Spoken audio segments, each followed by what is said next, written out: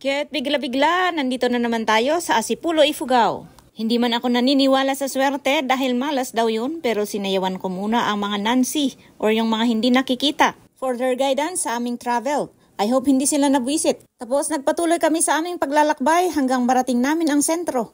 At inantay muna namin ang manok na ito na kumanta ng welcome remarks. Thank you, sir. Nagpatuloy na kami sa baba, tapos nakakita kami ng sungrod. Tapos bumaba ulit kami sa baba. Sa baba pa ng baba. Ay naku, naggulo ka ante. Di na alam kung anong baba ang tinutukoy mo. Charot.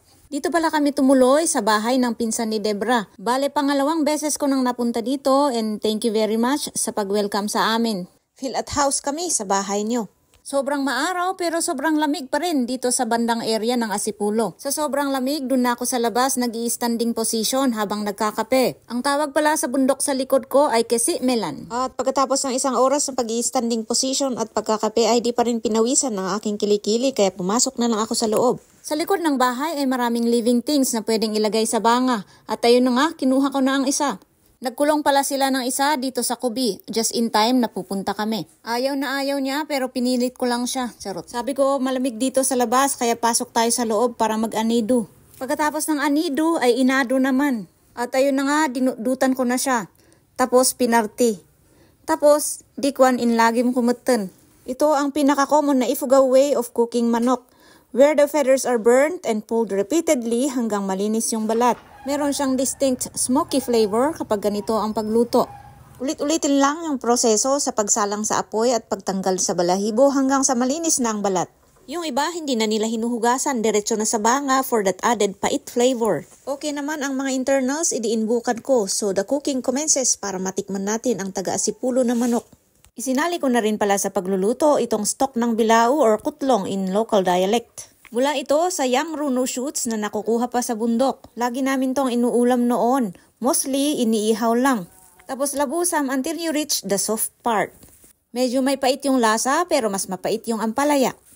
Kaya pala hindi ako tumangkad dahil sa kakaulam ng ganito. Charot. After 45 minutes, pwede na yung manok na taga-Asipulo. Tapos ayun, kumain kami happily ever after. Ang Asipulo Municipality ay isa sa mga 11 towns ng Ifugao.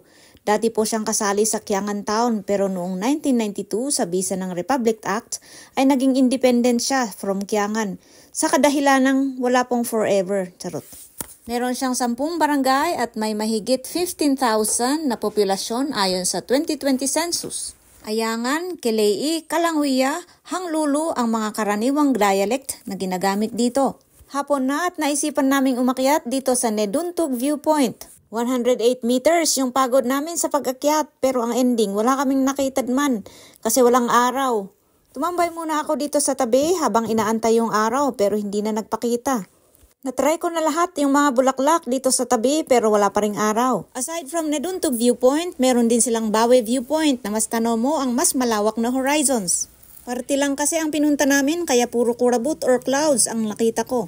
So aside from viewpoints, marami ka pang pwedeng puntahan at makita na magagandang tanawin tulad ng rice terraces, yung ipinagmamalaki nilang Fagtuna Caves sa Bula, Asipulo, Panghiwan Falls, Imipit Resort at hiking trails din. At hindi lang puro nature ang magaganda dito dahil pati ang mga tao ay full of beauty and harmony din. Ito nga ang kaibigan namin na si Tom Cruise. Abay akalain mo may naulaw sa kanyang kagandahang lalaki na taga-Asipulo. At ngayon for the chill na lang siya with his ice cream. Isang malaking sana all. Thank you for watching. Please follow for more Baryudong and adventure trips.